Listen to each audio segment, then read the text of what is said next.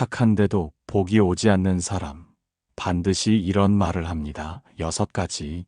세상에는 남을 먼저 생각하고 늘 착하게 살아가려 애쓰는 분들이 많습니다. 누군가의 짐을 대신 들어주고 스스로의 욕심은 줄이며 작은 것에도 감사할 줄 아는 사람들입니다. 그러나 아이러니하게도 그런 착한 마음을 가진 사람들이 정작 복은 멀리하고 불행에 시달리는 경우가 있습니다. 착한데도 복이 오지 않는다는 사실 앞에서 사람들은 의문을 품습니다. 나는 왜 이렇게 사는데도 운이 트이지 않을까? 남을 배려하며 살았는데 왜 나에게는 좋은 일이 오지 않을까? 부처님께서는 말씀하셨습니다. 선한 마음은 분명 복의 씨앗이지만 그 마음을 바르게 쓰지 못하면 스스로 씨앗을 말려버린다고. 겸손은 미덕이고 양보는 아름다운 덕목이지만 그것이 자기 부정이나 체념으로 흐르면 복은 더 이상 쌓이지 못합니다. 오늘은 착한 사람들이 무심코 내뱉는 6가지 말과 그 안에 숨겨진 어둠을 살펴보고 부처님의 지혜로 어떻게 바꾸어야 복의 문이 열리는지 함께 헤아려 보겠습니다.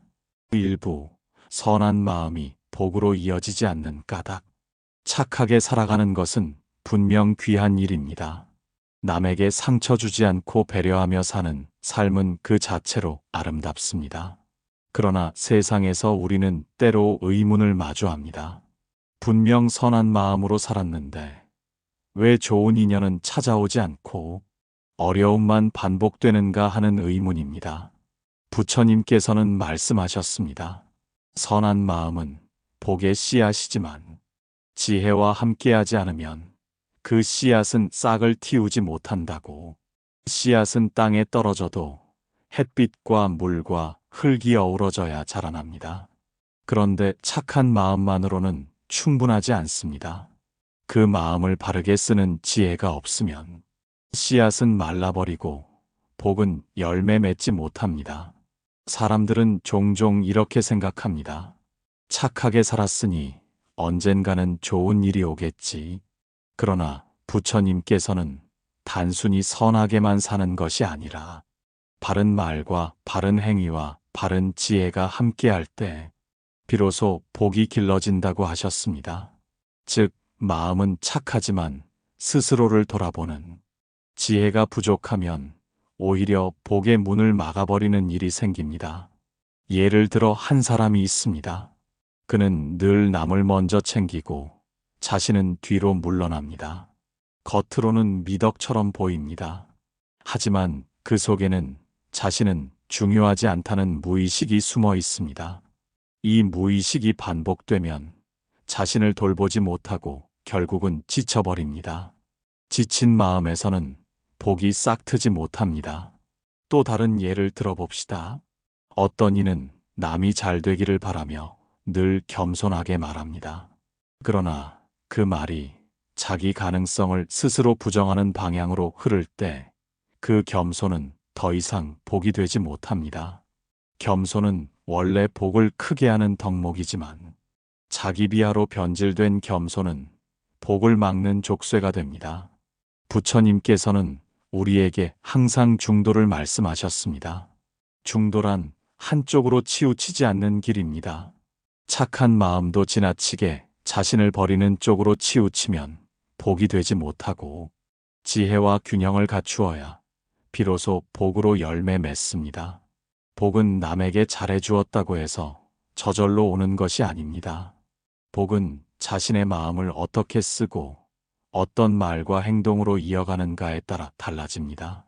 착함이 자기 비하가 될 때, 배려가 체념으로 변할 때, 겸손이 자기 무가치감으로 흐를 때 복은 문을 닫습니다. 그러나 그 반대로 지혜와 함께 쓰일 때 착함은 큰 복으로 이어집니다. 이제 우리는 알아야 합니다. 왜 착한데도 복이 오지 않는가? 그 까닭은 착한 마음 자체가 잘못된 것이 아니라 그 마음이 올바른 방향으로 쓰이지 못하기 때문입니다. 이제부터는 그런 잘못된 말과 습관을 살펴보고 어떻게 바꾸어야 하는지 하나하나 헤아려 보겠습니다. 2부. 첫째 말, 저보다 다른 사람이 더 필요할 거예요.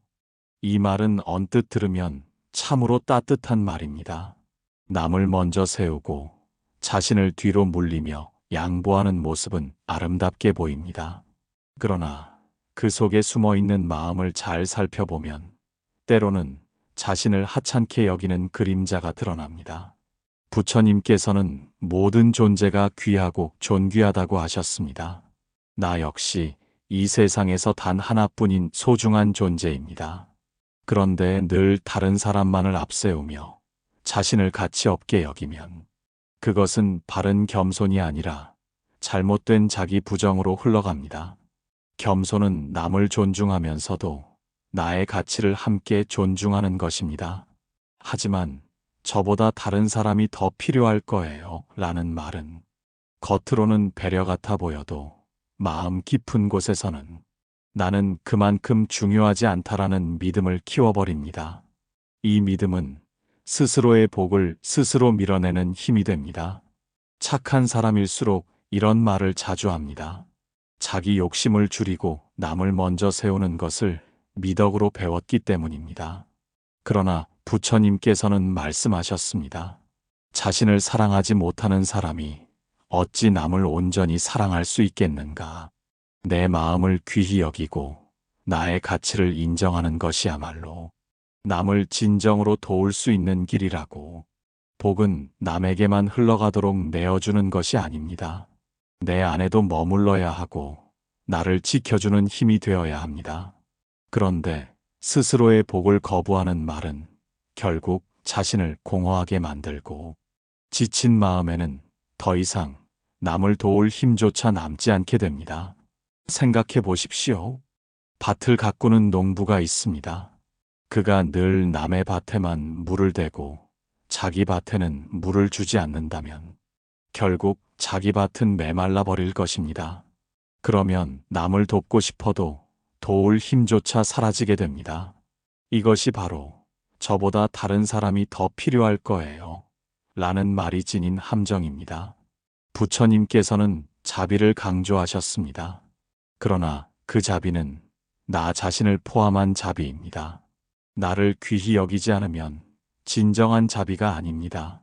따라서 복을 얻고 싶다면 나도 귀한 존재라는 것을 인정하고 나에게도 필요한 것을 허락해야 합니다.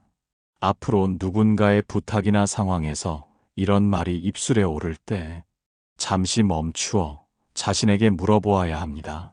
나는 지금 진심으로 배려하는가? 아니면 나 스스로를 낮추며 내 복을 거부하는가? 만약 후자라면 우리는 그 말을 멈추고 마음을 새롭게 다잡아야 합니다. 진정한 배려는 남을 세우면서도 나를 존중하는 데서 비롯됩니다. 나의 자리를 지키고 내 몫의 복을 받아들일 때 비로소 남에게 나눌 수 있는 힘이 생깁니다. 착하지만 복이 오지 않는 사람은 이 균형을 잃어버린 경우가 많습니다. 그러므로 우리는 기억해야 합니다. 부처님의 말씀처럼 모든 존재는 귀합니다. 남도 귀하지만 나 또한 귀합니다. 이 사실을 마음 깊이 새기고 다음부터는 내 몫의 복을 기꺼이 받아들이는 연습을 해야 합니다. 그럴 때 비로소 복은 흘러들어와 머물게 되고 내 삶도 남의 삶도 함께 빛나게 될 것입니다. 3부 둘째 말, 저는 괜찮으니 신경 쓰지 마세요. 착한 사람들의 입에서 가장 자주 흘러나오는 말 중 하나가 있습니다. 저는 괜찮으니 신경 쓰지 마세요라는 말입니다. 남을 편하게 해주고 싶어서, 상대의 부담을 덜어주고 싶어서 하는 말이지요. 그러나 이 말 또한 때로는 복의 흐름을 막는 벽이 되기도 합니다. 부처님께서는 모든 존재가 서로에게 기대어 살아간다고 하셨습니다. 서로 돕고 서로 보살피며 서로 의지하는 것이 삶의 본질입니다. 그런데 언제나 저는 괜찮습니다라는 말만 내뱉으며 도움을 거부한다면 그 마음은 자비의 순환을 끊어버리는 것이 됩니다. 도움을 주는 사람은 복을 짓습니다. 그러나 그 복은 받는 사람의 수용으로 완성됩니다. 내가 끝내 받지 않겠다고 고개를 젓는다면 상대가 베풀려는 복마저 끊어내는 결과가 됩니다. 그렇게 되면 복은 머물 곳을 잃고 사라져 버립니다. 생각해 보십시오. 비가 내려 강물이 흐릅니다. 강물이 논으로 흘러들어가야 곡식이 자랍니다. 그런데 논둑을 막아버리면 물은 스쳐 지나가고 곡식은 메마릅니다. 저는 괜찮습니다 라는 말은 바로 그 논둑과 같습니다. 도움과 복이 흘러들어오려 할 때 스스로 막아버리는 벽이 되는 것입니다. 착한 사람들은 남에게 부담을 주지 않으려는 마음이 큽니다. 그래서 언제나 괜찮다고 말하지만 그 마음은 결국 자신을 돌보지 못하게 만듭니다. 남을 배려하는 것은 귀한 덕이지만 자기를 돌보는 것 또한 지혜로운 길입니다. 부처님께서는 자기 자신도 보호하고 가꾸라고 하셨습니다. 내가 무너지고 지쳐버리면 남을 도울 힘조차 사라지기 때문입니다. 그러므로 때로는 도움을 기꺼이 받는 것도 복을 짓는 길입니다. 받음이 있어야 줌이 있고 줌이 있어야 다시 받음이 있습니다. 그것이 복의 순환입니다. 그러니 저는 괜찮으니 신경 쓰지 마세요 라는 말 대신 도와주셔서 감사합니다 라는 말로 바꿔야 합니다. 도움을 받는 순간에도 복은 자라고 감사의 말은 또 다른 복을 불러옵니다. 이것이 부처님께서 가르치신 인연의 법칙입니다. 착한데도 복이 오지 않는 사람은 대부분 스스로를 위해 아무것도 바라지 않고 아무것도 받으려 하지 않습니다. 그러나 복은 받는 마음이 있어야 들어옵니다. 받음을 통해 내가 회복되고 기운을 얻어야 다시 남을 돕는 더 큰 힘을 낼 수 있습니다. 그러므로 이제 우리는 이렇게 다짐해야 합니다. 남을 위해서만이 아니라 나 자신을 위해서도 도움을 받을 때는 겸허히 받고 돌봄을 받을 때는 기쁘게 받으며 그 안에서 감사의 마음을 키우겠습니다. 그럴 때 나와 남은 함께 복을 짓고 복은 멈추지 않고 흘러들어와 나의 삶과 인연을 더욱 빛나게 할 것입니다.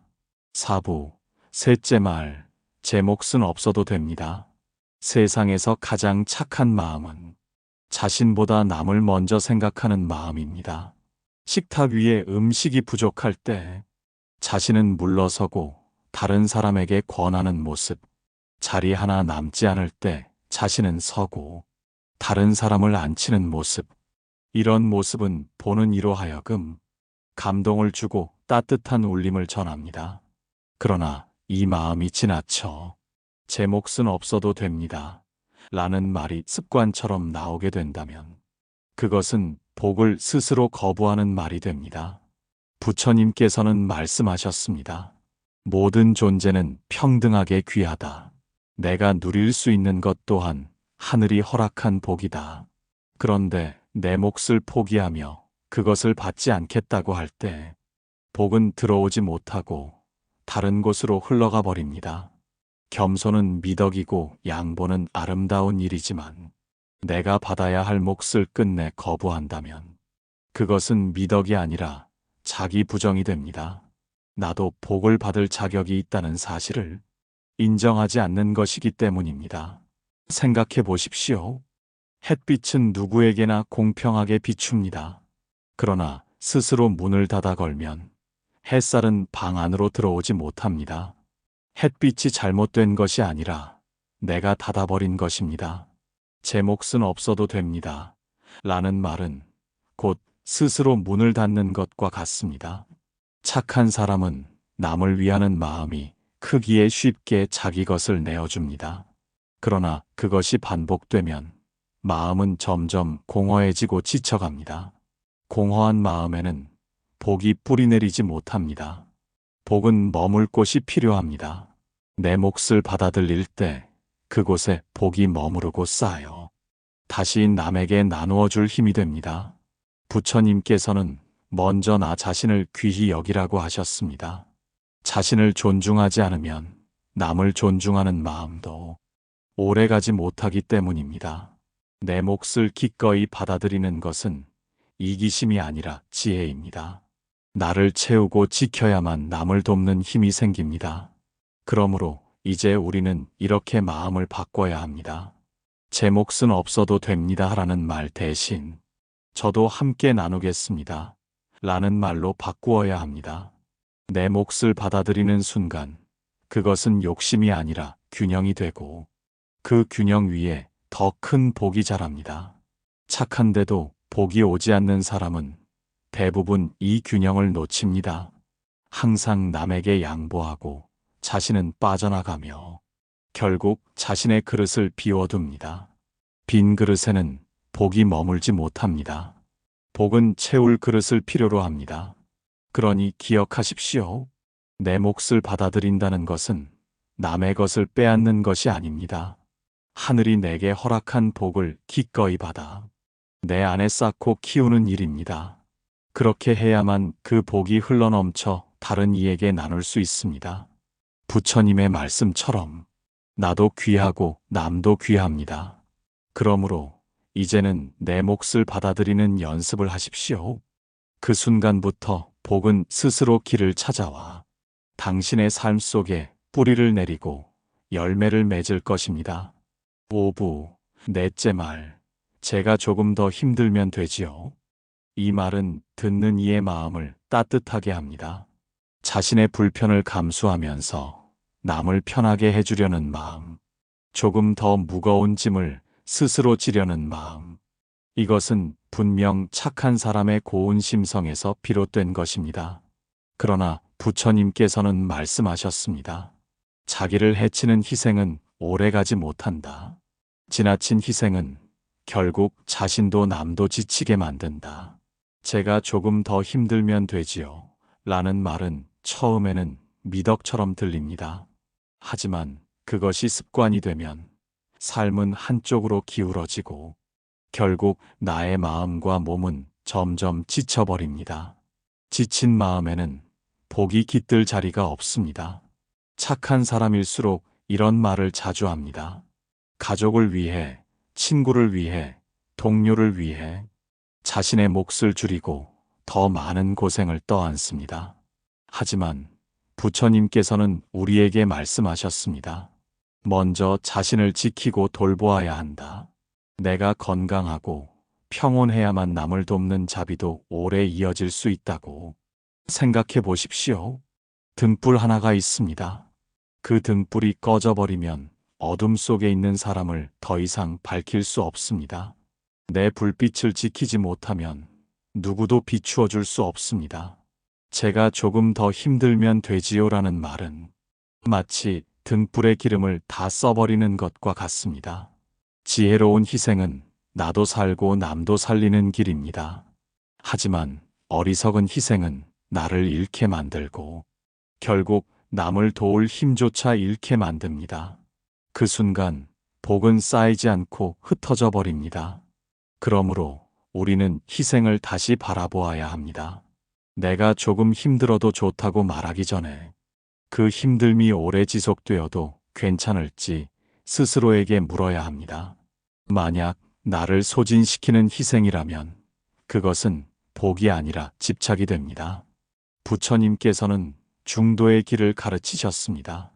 중도란 자신만을 위하지도 않고 남만을 위하지도 않는 길, 나와 남이 함께 살아나는 균형의 길입니다.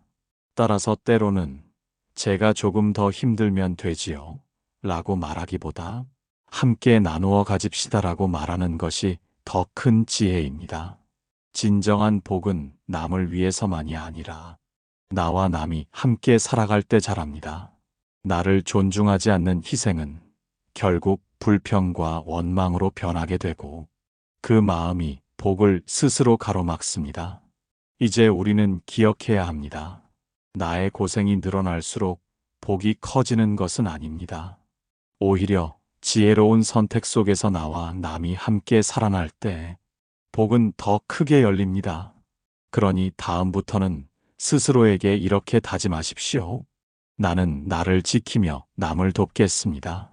나의 평온을 해치지 않는 범위 안에서 자비를 실천하겠습니다. 그럴 때 나의 마음은 무너지지 않고 복은 오히려 더 단단하게 쌓일 것입니다. 6부, 다섯째 말, 이 정도면 충분합니다. 이 정도면 충분합니다. 라는 말은 겉으로 보면 참으로 만족스럽고 겸손한 말처럼 들립니다. 더 바라지 않고 지금 가진 것에 감사하는 태도 같아 보입니다. 그러나 그 속을 잘 살펴보면 때로는 체념과 단념이 숨어 있을 때가 있습니다. 부처님께서는 만족을 귀한 덕목이라 하셨습니다.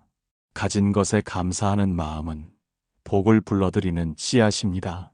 그러나 감사와 체념은 다릅니다. 감사는 지금을 인정하면서 더 좋은 길을 열어두는 것이지만 체념은 지금을 끝으로 여기며 앞으로의 길을 닫아버리는 것입니다. 이 정도면 충분합니다. 라는 말이 감사에서 비롯된 것이라면 그 말은 복을 키우는 힘이 됩니다. 그러나 그 말이 사실은 더 이상 기대하지 않겠다는 체념에서 나온 것이라면 그 순간 복은 머물지 못합니다. 생각해 보십시오. 씨앗을 뿌려놓고 이 정도면 충분하다 하며 물 주기를 멈춘다면 싹은 자라지 못하고 말라버릴 것입니다. 지금의 작은 싹에 감사하면서도 물을 계속 주어야 꽃이 피고 열매를 맺게 됩니다. 감사와 더불어 꾸준한 정성이 이어져야 복은 커집니다. 착한 사람들은 남에게 피해를 주고 싶지 않다는 마음 때문에 더 바라면 욕심처럼 보일까 두려워 늘 이 정도면 충분합니다라고 말합니다. 그러나 그 마음속 깊은 곳에서는 나는 더 큰 복을 누릴 자격이 없다는 자기 부정이 숨어 있을 수 있습니다. 이 자기 부정이 바로 복의 문을 닫아버리는 것입니다. 부처님께서는 우리 모두가 본래 부처의 성품을 지녔다고 하셨습니다. 즉, 누구나 복을 받을 자격이 있다는 뜻입니다. 그러므로 감사는 하되 체념하지 말아야 합니다. 만족은 하되 더 나은 길을 포기하지 말아야 합니다. 이 정도면 충분합니다. 라는 말은 이렇게 바꾸어야 합니다. 지금도 감사하지만 더 나아가겠습니다. 라고. 이렇게 말할 때 감사는 체념이 아니라 도전이 되고 만족은 멈춤이 아니라 출발이 됩니다. 복은 닫힌 마음에 머물지 않습니다. 열린 마음, 가능성을 향한 마음에 머물러 자랍니다. 따라서 언제나 감사하되 길을 닫지 말아야 합니다. 오늘에 감사하면서 내일을 향해 걸어가는 사람이 복을 이어가고 넓혀갈 수 있습니다. 착한데도 복이 오지 않는 사람은 대부분 이 미묘한 차이를 놓칩니다. 감사와 체념을 혼동하고 겸손과 자기 부정을 구별하지 못합니다. 그러나 이제 우리는 알게 되었습니다. 진정한 감사는 내일을 향한 희망과 함께할 때 비로소 복이 된다는 것을. 그러니 오늘부터는 이렇게 마음을 새겨야 합니다. 나는 지금도 감사하고 내일도 감사할 것이다. 나는 만족하지만 멈추지 않을 것이다. 그럴 때 복은 끊기지 않고 흐르며 삶은 날마다 새로이 열리게 될 것입니다. 7부 여섯째 말, 저는 마지막에 해도 괜찮습니다. 착한 사람들은 늘 다른 이들을 먼저 세웁니다. 줄을 설 때도, 자리를 나눌 때도, 기회를 얻을 때도 언제나 저는 마지막에 해도 괜찮습니다. 라고 말하며 뒤로 물러섭니다. 겸손은 아름다운 덕목입니다. 부처님께서도 교만을 경계하시고 겸손을 권하셨습니다. 그러나 겸손과 자기 축소는 다릅니다.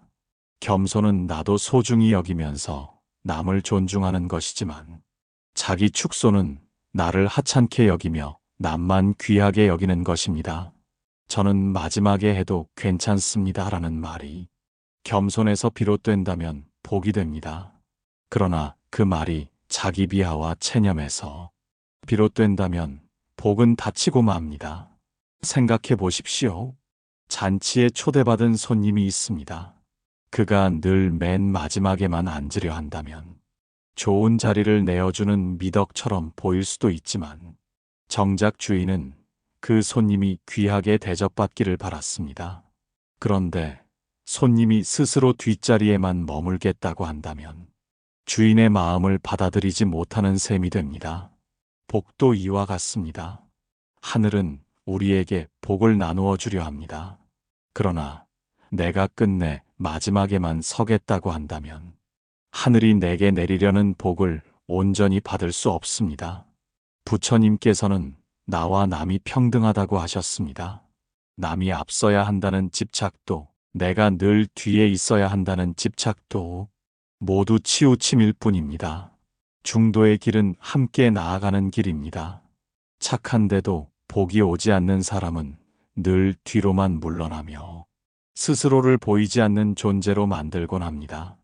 그러나 부처님께서는 우리 모두가 존귀한 불성의 주인이라고 하셨습니다. 나 또한 그 자리에 설 권리가 있고 내가 내 몫의 자리를 기꺼이 받아들일 때 복은 머물러 열매를 맺습니다. 그러니 이제 우리는 이렇게 마음을 고쳐야 합니다. 저는 마지막에 해도 괜찮습니다 라는 말 대신 저도 함께 하겠습니다 라고 말하는 것입니다. 함께 어깨를 나란히 하며 걸을 때 복은 더욱 공평하게 나누어지고 모두가 빛나는 길을 걸을 수 있습니다. 남을 세우면서 나도 세우는 것, 남을 귀히 여기면서 나도 귀히 여기는 것, 이것이 부처님께서 말씀하신 바른 겸손이며 바른 지혜입니다. 마지막에만 서겠다는 말은 스스로를 지우는 말이지만 함께 서겠다는 말은 나와 남을 함께 살리는 말입니다. 이 차이를 아는 순간 복의 길은 열리고 착한데도 복이 오지 않던 삶은 조금씩 달라지게 됩니다.